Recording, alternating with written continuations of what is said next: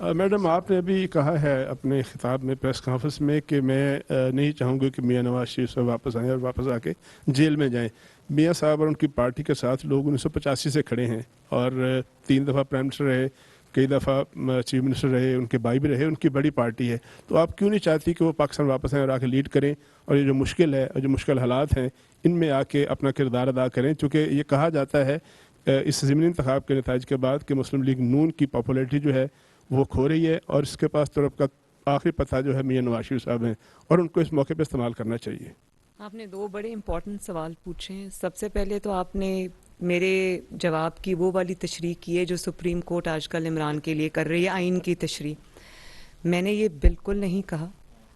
میں نے بلکہ یہ کہا ہے کہ ایک شخص مجرم ہوتے ہوئے ہر طرح کا گناہ کا ارتکاب اس نے کیا ہے اور وہ دندناتا پھر رہا ہے, قانون کے شکنجے سے دور ہے, کوئی اس پہ ہاتھ ڈالنے کا سوچ بھی نہیں سکتا. وہ شخص دندناتا پھر رہا ہے اور جس شخص کے خلاف کچھ ثابت نہیں ہوا سوائے بیٹے سے تنخواہ نہ لینے کا جرم, وہ شخص آج باہر بیٹھا ہے. وہ راہداری ضمانت لے لیتا ہے, گرفتاری کے ڈر سے 1.5 مہینہ پشاور میں بیٹھا رہتا ہے, اسلام آباد تک نہیں آتا. اور وہ جب چاہے سپریم کورٹ میں یا کسی بھی کورٹ میں جہاں اس کو جانا ہوتا ہے وہاں وہ یہ درخواست دیتا ہے کہ میری جان کو خطرہ ہے. اور دوسری طرف نواز شریف صاحب ہیں جن کی جان کو ایکچولی خطرہ تھا, ان کو نیب میں کیا کیا اس شخص نے یہ خدا بہتر جانے, یہ بھی وقت کے ساتھ ساتھ سامنے آئے گا. تو وہ آ کے سیدھا جیل کیوں جائیں؟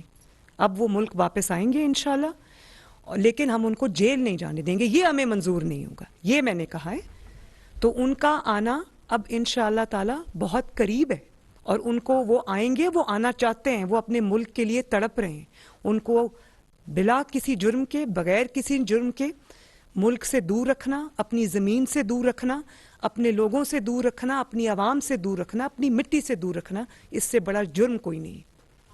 وہ آئیں گے. 1 منٹ. اور دوسری بات آپ نے کہی کہ مسلم لیگ نون کی بات آپ نے کہی کہ ان بائی الیکشنز میں مسلم لیگ نون شاید ان کی کوئی مقبولیت کو کوئی نقصان پہنچا ہے. تو میں آپ کو یہ بتا دوں کہ ایک تو یہ 20 کی 20 سیٹیں پی ٹی آئی کی تھیں, اس میں سے مسلم لیگ نون 5 لے گئی.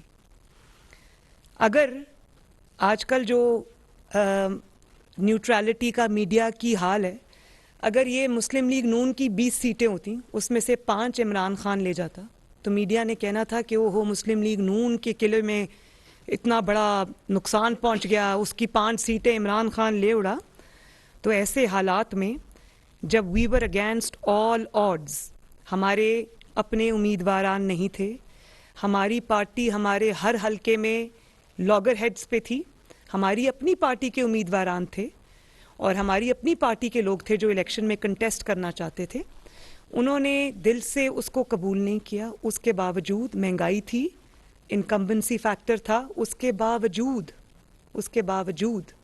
ایسے علاقوں میں جہاں پی ایم ایل این کے پاس 2018 میں کینڈیڈیٹس نہیں تھے, 7-8 ایسے حلقے تھے جس میں مسلم لیگ نون کے پاس کینڈیڈیٹس ہی نہیں تھے, وہاں مسلم لیگ نون چند ہزار کے فرق سے پیچھے. اور یہ میں بتا دوں, جھنگ فار ایگزامپل مسلم لیگ نون نے 6000 ووٹ اس حلقے میں لیا 2018 میں, اس دفعہ اس نے ملٹیپلائڈ بائی مینی ٹائمز وہ ووٹ لیا. لیا میں آپ کو ایک ذرا اس کی خوشاب کی بات بتا دوں. خوشاب میں ہمارا کینڈیڈیٹ جس کو ہمیں ٹکٹ دیا وہ بھی کھڑے تھے, ایک اور کینڈیڈیٹ جن کا تعلق مسلم لیگ نون سے ہے وہ بھی کھڑے تھے کیونکہ وہ ناراض تھے کہ مسلم لیگ نون نے ان کو ٹکٹ نہیں دیا. خوشاب میں 2018 میں مسلم لیگ نون نے 45,000 ووٹ لیا تھا, اس دفعہ 33,000 سم تھنگ ووٹ ہمارے کینڈیڈیٹ نے لیا, 33,000 سم تھنگ ووٹ ہمارے مسلم لیگ نون کے انڈیپینڈنٹ کینڈیڈیٹ نے لیا, تقریباً 70,000 ووٹ مسلم لیگ نون نے خوشاب میں لیا اور وہ 35,000-34,000 ووٹ لینے والا جیت گیا. اسی طرح ہمارے ساتھ بہت جگہوں پہ ہوا ہے. تو مسلم لیگ نون نے, میں تو حیران ہوں کہ ان جگہوں پہ جہاں مسلم لیگ نون کا ووٹ بینک ہسٹوریکلی نہیں تھا, جیسے جھنگ ہے, جیسے لیا ہے, وہاں پر مسلم لیگ نون نے ٹف ٹائم دیا ہے. تو یہ تو ابھی, اور ان سب فیکٹرز کے باوجود تو آپ یہ سوچیں کہ ابھی یہ فیکٹرز سے جب ہمیں آزادی ملے گی تو مسلم لیگ نون کا انشاءاللہ تعالی پنجاب میں مقابلہ کرنے والا کوئی نہیں ہوگا. شکریہ. آخری سوال جی عثمان خان. میں آخری سوال سے پہلے ایک گزارش کرتا ہوں تمام